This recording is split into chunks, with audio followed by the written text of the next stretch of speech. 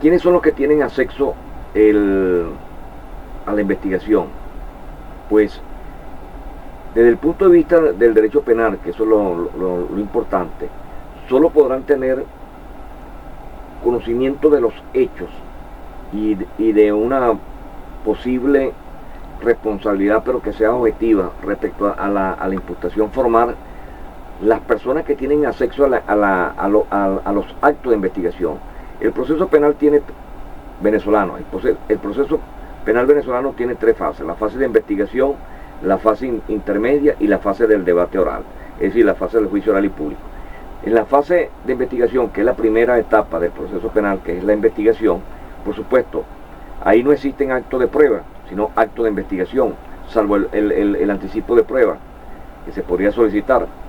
Pero las personas que tienen acceso a esos actos de investigación y a los elementos de prueba, que de ahí surgen, son los únicos que podrán formarse una convicción de cómo ocurrieron los hechos, y de una probabilidad o de una posibilidad respecto a la responsabilidad penal en cuanto a la imputación fiscal. ¿Qué ha sucedido o qué sucede siempre? Usted, que es locutora y forma parte de los medios de comunicación social, tiene más conocimiento que nosotros en ese sentido. Es la sensación, la política informativa. No existe tolerancia alguna por parte de la sociedad. Hay opinadores de oficio, comienzan a señalar que a la maestra o al maestro o al director deberían condenarlo a tal pena. Y señalan inclusive penalidades, pues, a 30 años, 20 años. Sí. Y eso, lamentablemente, eso forma parte de la sensación, del sensacionalismo, de la mala política informativa. Como jurista, pues, como abogado, yo creo que el hecho de que se abra una investigación, hay que realizarla, hay que llevarla a cabo. Para eso está la fase de investigación. Exacto. Es decir, no es el hecho de imputar de inmediato. Y hay que aclarar también, abriendo un corchete, un paréntesis, que el hecho de que el Ministerio Público le impute a una persona, ¿verdad? Ser partícipe o presumiblemente autor de un determinado delito, no quiere decir con ello que es responsable penalmente ni culpable. El fiscal general en su cuenta personal, que personas que conocemos del derecho estamos clarísimos de que él, que es abogado, y creo que es un excelente abogado, sí, porque personas que he conocido que han tenido algún tipo de que, mire, yo estudié con él, hice un posgrado con él, dicen que es una persona brillante en su profesión. Sabemos que él no maneja sus redes sociales, porque comete cosas. De hecho, Alessandra, Tara y yo somos condiscípulos, porque estudiamos en la Universidad de Santa María. Bueno, fíjate. Yo siempre, cada vez que critican, porque eso es bueno decirlo también, cada vez que critican que el doctor Tarek William Saab hizo esto en sus redes, yo siempre le explico que muchas veces estos funcionarios o quienes ejercen funciones públicas muchas veces, más de las veces, no manejan su respectiva cuenta. Son otras personas. Pero eso lo hace responsable. Claro, por porque supuesto. Si yo tengo a alguien que maneje mis redes y emito opiniones como esas, y a eso voy para comentarle, habla de que el día que ocurrió el accidente, inmediatamente informó en su cuenta de Twitter que estas personas habían sido señaladas por delitos de homicidio culposo y lesiones culposas graves en detrimento de 2 niños, y puso quienes cayeron de la azotea de un 4º piso mientras jugaban. El doctor Omar Flores aquí en Instagram, que está bastante activo, él dice, ya vamos a leer otros mensajes que están llegando, dice: cuando el fiscal general asume una señalización pública sin investigación, ya el fiscal que investiga se parcializa. Y es que eso es lo que no debe pasar. Debería haber una ley que prohíba emitir este tipo de declaraciones en unas redes sociales para levantar de alguna manera una polarización entre las personas, porque ¿qué queremos todos, las madres sobre todo, cuando vemos una noticia como esta? Que salga el culpable, que no sé qué, o sea, eso es normal, eso es naturaleza. Entonces ya por ahí nos sentimos poco objetivos para poder dar una opinión al respecto.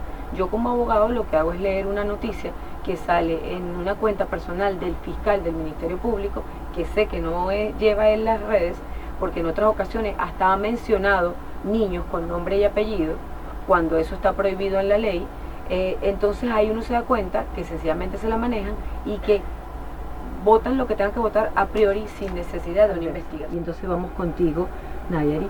¿Qué crees tú que del conocimiento que tienes sobre este tipo de instituciones educativas, qué se está haciendo para resguardar al niño en función de eso? O sea que, por ejemplo, en tu taller de tareas dirigidas, lo principal es que todos los que trabajamos en la institución somos docentes de educación inicial, sabemos trabajar con niños, sabemos cómo es el control del niño. Eso es lo primero que revisas. Lo primero que revisamos o sea, la capacidad que tenemos nosotros para trabajar con los niños, el control de grupo, el saber cuántos niñitos tenemos y no llenar el número extremo de niños porque no podemos controlarlo. Exacto. En el currículo de educación inicial, en el momento que hice el pregrado, era el 2005 y ahorita hay nuevas actualizaciones, pero en ese establece que para un grupo de niños de 12 niños en edad maternal, que es la edad que en las tareas dirigidas que nosotros manejamos, debe haber para los niñitos más chiquiticos 2 personas, docente y auxiliar, un grupo de 12 niños. Entonces hemos visto que en la mayoría de los colegios aquí en Barquisimeto llenan demasiadas las aulas y pocas veces tienen docente o auxiliar, sino solamente una figura de docente. Entonces en el momento que uno de los niñitos necesita ir al baño, necesita ir a tomar agua, necesita buscar algo, problema, o abre la puerta y se va. Se sintió mal y vomitó, porque sucede. Y hay que, con muchas cosas, muchos eventos que pueden pasar con ellos, dejas a los demás solos, si no tienes con quién estar, porque tienes la atención en el niñito que tiene el problema. De estas instituciones que cumplan con ese tema de que tienen que haber dos figuras de docentes pero lamentablemente ese es el deber ser, pero no en todos los lugares se cumple, ya sea por como lo sueldo, ya sea por infraestructura, ya sea porque muchas de las mamás después de la situación pandemia no han querido escolarizar a los niños por el mismo temor a todo lo que pasó con la pandemia, todo con el COVID, el contagio. Entonces los tienen en casa y hay una baja matrícula en los preescolares en estos momentos. Dice por ahí empieza lo grave, ¿no? Porque si tú sabes que esa persona tiene una condición especial y puedes haber solamente leído, yo que soy abogado, politólogo, no tengo nada que ver con eso, yo he leído qué significa ser Asperger y sabemos que no puedes bromear a una persona que tiene esta condición porque sencillamente no entiende de estos aspectos, ¿no? Entonces, la primera educación siempre va a ser el hogar.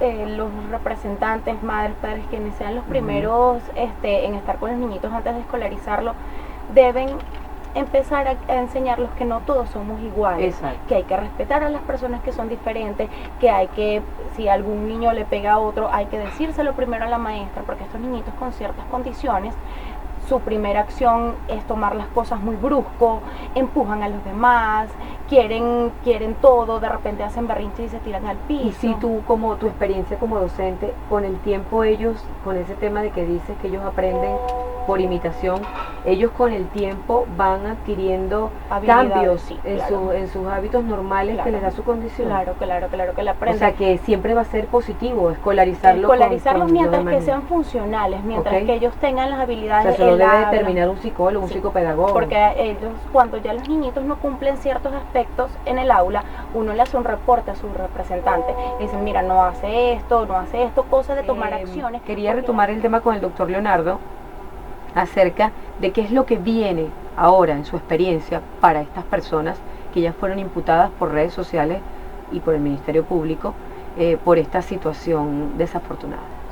En esa investigación, el fiscal del Ministerio Público tiene 3 opciones, que son los actos conclusivos. Puede sobreseer la causa, si considera que no hay elementos de convicción suficiente, serio, conducente, a los fines de que amerite pues, una acusación fiscal. Puede solicitar un sobreseimiento ante el juez de control. Puede inclusive, si hay elementos de convicción, pero estos no son suficientes, no son serios, puede materializar o llevar a cabo un archivo fiscal. Y si considera que sí existen elementos de convicción, serio, contundente, el acto conclusivo muy probablemente sea la acusación fiscal, pero no significa el hecho de que una persona también sea acusada penalmente, no significa que sea responsable o penalmente culpable para eso. O para lo que ustedes han sido preparados, que es dar clase en unas aulas, ¿con qué deben contar como prioritario para poder preservar la integridad de un niño? Primero tiene el salón que ser amplio, para que los niños puedan tener ese espacio para explorar, para moverse, para no estar tan pegaditos en sus actividades. Buena iluminación, tiene que contar con las mesas y sillas aptas para la edad de los niños, es decir, cosas pequeñas donde ellos se puedan sentar, puedan ejercer sus actividades. Incluso para que no ocurra un accidente, se caiga cualquier cosa, todo tiene que ser a la edad de ellos. Existen espacios de aprendizaje en los centros de educación inicial, más que todo las públicas, y todos los elementos que deben estar en las áreas de aprendizaje tienen que ser aptas para que los niños no les pase nada. ¿Y las áreas de juegos? Y las áreas de juegos también tienen... Pasa que cuando uno habla del deber ser, no en todo momento se cumple, pero en un preescolar no puede haber un parque con piedras, porque los niños o se comen las piedras o tiran las piedras, entonces tiene que ser por lo menos grama, por lo menos arena, bueno, que también se la comen. Hay muchos preescolares en el estado Lara, de hecho conozco varios, que son de altura, o sea, son de pisos, y hay escaleras. ¿Qué pasa con eso? Porque ¿cómo haces para que una maestra controle 30 niños en un salón y que ninguno se vaya a caer por las escaleras, por ejemplo? Cuando usan las escaleras siempre tiene que haber un acompañamiento del docente, y para estar en el salón pues uno hace una planificación donde tiene ciertos momentos los niños ocupados, es decir, trabajos en los libros, trabajo con técnicas de expresión plástica, potenciar la motricidad fina, y en algún momento cuando toque los espacios exteriores pues los niños van acompañados del docente para evitar los accidentes. Y uno tiene que estar preparado para cualquier tipo de accidentes porque pueden pasar, los niños se pueden caer, los niños se pueden fracturar un brazo, una pierna. De esta manera es lo terrible. Es lo terrible, pero los ocurren accidentes pasan. Y yo te hago esta pregunta porque muy a propósito que están escribiendo aquí, por aquí dicen, ahora me pregunto, ¿cómo quedan los encargados de supervisar esas infraestructuras, o sea, la dirección de educación? Es que, ¿dónde existe la fiscalización en este caso, o la supervisión de que estas infraestructuras sean adecuadas para llevar un preescolar? En ninguna parte hay una normativa que diga que los preescolares no pueden tener escaleras, o que no pueden estar en unos centros de juego en un tercer piso. Lo que decía el doctor Leonardo ahorita, decían 20 años, cadena perpetua para ellos, no puede ser, ¿ok? Tampoco puede ser. El dolor que siente esa madre y ese padre por la muerte de su hijo jamás lo van a poder resarcir. Sin embargo, no podemos tampoco juzgar a priori y decir que aquellos merecen casi que... Porque incluso esa permisología de la que tú hablabas, es decir, eso puede conllevar a que otros entes, otras individualidades sean responsables tanto penal como civilmente. Es decir, ¿quién dio la permisología para que funcionara en ese lugar? Entonces ahí hay una responsabilidad administrativa que hay que buscar. Fíjense. No, administrativa y penal, claro, civilmente. Total. Habría que ver, inclusive cada cuánto tiempo asiste el cuerpo de bomberos para verificar si la institución como tal está funcionando a la perfección o adecuadamente. Por eso hay que tener sumamente mucho cuidado. Sí, son tantas cosas juntas que de verdad que hay que tomar en consideración. Pero no es bueno crear una mala política informativa, es decir, jugar a priori que fulanita tal tiene que ir a la cárcel, que la directora tiene que ir a la cárcel y esto. No, para eso existe la ley, claro. Para eso existe. Nosotros en la sociedad tenemos que aceptar las pautas y las reglas para poder convivir en armonía. Yo creo que lo principal en estos momentos es ver que todos los que ejercemos esta labor docente lo hacemos de corazón, amamos lo que hacemos, porque estar con niños es lo más hermoso, es el amor más puro que te pueden brindar la vida. Aparte de que nadie va a querer que esta situación pase. Una recomendación principal a los padres es observar el preescolar, el centro de educación inicial, el lugar donde van a dejar a tus hijos, ver que sean personal capaz de tener a los niños, ver que la matrícula sea apta para la infraestructura, que sea apta para la capacidad que van a tener los docentes de cuidarlos, y bueno, siempre preguntarle a los niños cómo te fue en el colegio, qué hiciste, cómo está tu parque, qué viste, porque los niñitos son lo principal que van a... ¿Y por qué no uno pasearse como padre a ver las instalaciones? Y puede entrar a las instalaciones es lo principal. Cuando algún persona nueva llega o un representante a nuestra institución, lo primero es el room tour. Claro. Pasan por todos los salones, les muestro dónde van a estar cada uno de los niños, nuestros espacios al aire libre, nuestros espacios para jugar, que observen de que, bueno, tratamos de tener todo el cuidado posible a cualquier tipo de riesgo. Respecto a mí, solamente voy a manifestar que el problema de la sociedad es educativo, es de formación. En las escuelas, ni en las escuelas iniciales, ni en los colegios, ni en las universidades, educan. Allí aprendemos, nos enseñan, son actividades que nos van a servir como herramienta para laborar y trabajar en la vida cotidiana. La educación es en el hogar. Entonces, habría que recordar lo que decía Pitágoras: eduquemos a los niños y no habrá necesidad de castigar a los hombres.